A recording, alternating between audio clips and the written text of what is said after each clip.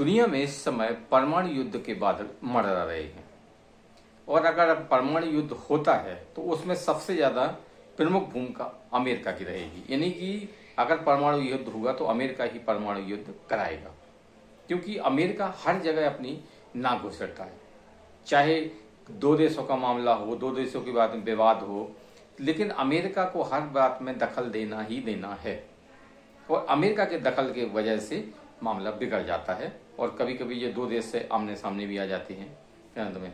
अब जैसे आपने देखा है कि भारत पाकिस्तान के बीच में अभी जो आतंकवादी हमले के बीच में जो तनाव बढ़ा, ऑपरेशन सिंदूर के साथ भारत सरकार ने कार्रवाई की, उसमें भी अमेरिका ने अपनी नाक घुसेड़ी अंत में। और उसका श्रेय भी लेने के लिए तैयार हो गया कि नहीं, हमने भारत और पाकिस्तान के बीच परमाणु युद्ध रोका, ये किया वो किया, तमाम तरह के डोनाल्ड ट्रंप को। जब से डोनाल्ड ट्रंप अमेरिका के राष्ट्रपति बने हैं तब से वो अमेरिका की दखलंदाजी देशों में और भी बढ़ गई है।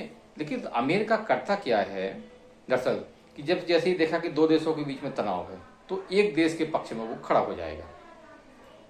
खासतौर से जैसे भारत पाकिस्तान के बीच में तनाव था तो अमेरिका पहले तो भारत के पक्ष में रहा अंत में, और फिर बाद में वो खुलकर अमेरिका के पक्ष में वो अमेरिका पाकिस्तान के पक्ष में खड़ा हो गया और पाकिस्तान को साय देना शुरू कर दिया उसने।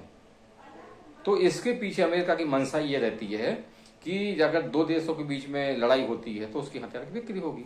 जाहिर सी बात है कि भारत और पाकिस्तान के बीच में अगर युद्ध होगा तो पाकिस्तान या तो चाइना से हथियार खरीदेगा या अमेरिका से खरीदेगा। अब हम बात ताजे मामले की करते हैं कि अभी हाल में ही ऐसी कुछ न्यूज आ रही है कि अमेरिका ने अपने परमाणु बम तैनात कर दिए रूस के डर से। रूस और अमेरिका के बीच में परमाणु युद्ध का खतरा दिनों दिन बढ़ता जा रहा है और उसके पीछे वजह यह है कि अमेरिका लगातार जो रूस और यूक्रेन के बीच में युद्ध चल रहा है उसमें दखल अंदाजी कर रहा है। डोनाल्ड ट्रंप को अपने आप को शांति का मसीहा कहते हैं। नोबेल पुरस्कार पाने के लिए, शांति का जो नोबेल पुरस्कार मिलता है, क्योंकि बहुत बेताब है और उसके लिए वे कुछ भी कर सकते हैं। तो आपको पता होगा रूस और यूक्रेन के बीच में पिछले 3 साल से अधिक समय से लड़ाई चल रही है। तो अमेरिका करता ये है कि अमेरिका कहता है कि नहीं, कहने को तो अमेरिका राष्ट्रपति जब डोनाल्ड ट्रंप बने थे तब वो ये कहते थे कि नहीं, हम अमेरिका के राष्ट्रपति बनेंगे तो हम रूस और यूक्रेन के बीच में युद्ध रुकवा देंगे। लेकिन अमेरिका के राष्ट्रपति बने को डोनाल्ड ट्रंप को काफी समय हो गया, जनवरी में राष्ट्रपति बन गए थे, लेकिन आज तक वो युद्ध नहीं रोका पाए। लेकिन डोनाल्ड ट्रंप है कि वो अपनी बड़े बोलेपन से, बड़े बड़े दावे से बाज ही नहीं आते हैं अंत में। अब मामला जैसा ये है कि रूस और यूक्रेन के बीच में पिछले काफी समय से जंग चल रही है, तो अमेरिका यूक्रेन के पक्ष में खड़ा हो जाता है, खुलकर के पक्ष नहीं होता। लेकिन आपको पता होगा कि नाटो जो कि यूरोपीय देशों के संगठन है, उसमें काफी और देश भी हैं, वो यूक्रेन के पक्ष में खुलकर खड़ा है। अब नाटो को सपोर्ट कौन कर रहा है? नाटो को सपोर्ट अमेरिका कर रहा है, क्योंकि नाटो की खुद की अपनी इतनी ताकत नहीं है कि बिना अमेरिका के सपोर्ट के वो रूस को चैलेंज कर सके। तो डोनाल्ड ट्रंप नाटो की सहायता से मदद कर रहे हैं, उसी की बदौलत यूक्रेन के साथ में नाटो खड़ा हो गया। अब नाटो उधर खड़ा हो गया तो रूस के राष्ट्रपति पुतिन नाटो को सबक सिखाने के तैयार हैं। इसके लिए वो भी किसी हद तक जा सकते हैं, हो सकता है वे नाटो देशों के सदस्य देशों पर परमाणु हमला भी कर दें।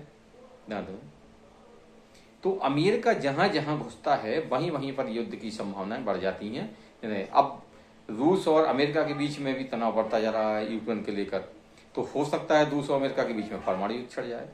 अब जो परमाणु बमों तैनात करने की अमेरिका ने किए हैं उसकी खबर आ रही, तो उसका मतलब तो यही निकाला जा रहा है कि अमेरिका भी रूस के खिलाफ कहीं ना कहीं परमाणु बम इस्तेमाल करने की मतलब मंशा रखता है।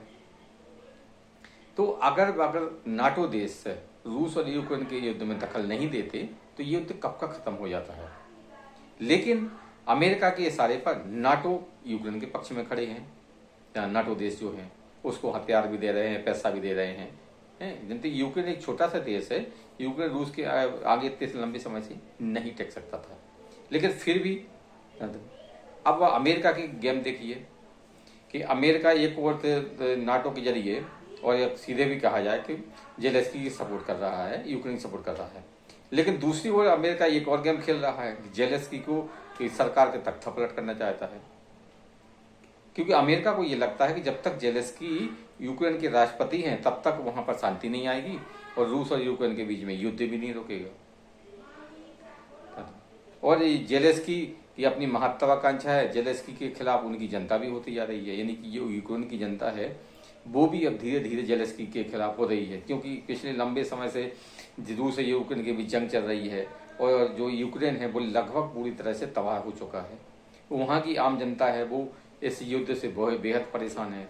जेलेंस्की पर भ्रष्टाचार के गंभीर आरोप भी लग रहे हैं कि इन्होंने भ्रष्टाचार किया है खुलकर, और ऐसे भी आरोप लग रहे हैं कि जेलेंस्की अपनी कुर्सी बचाने के लिए वहां पर चुनाव नहीं करवा रहे हैं। कीव में इस तरह के प्रदर्शन शुरू हो गए हैं। तो क्या इन प्रदर्शनों के बीच में अमेरिका खड़ा है इनके पीछे?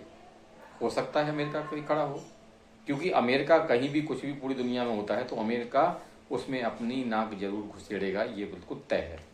बांग्लादेश मामले में भी देखो आप, बांग्लादेश में जो विद्रोह हुआ हसीना सरकार के खिलाफ जो आंदोलन हुआ छात्रों की, उसके बाद उनकी सरकार की, उसके पीछे भी कोई निकला तो अमेरिका ही निकला। तो क्या अमेरिका पूरी दुनिया की शांति के लिए खतरा बनता जा रहा है? अरे भाई, कहीं दो देशों के मामले हो तो दो देश आपने बैठकर आपस में बातचीत कर लेंगे, बातचीत करके मामला निपटा लेंगे, लेकिन जहां अमेरिका की एंट्री हो जाती है तो वहां तो मामला ही पूरा बदल जाता है। तो ऐसा लगता है कि अगर दुनिया में अगर परमाणु युद्ध होता है तो उसके पीछे वजह अमेरिका ही होगा।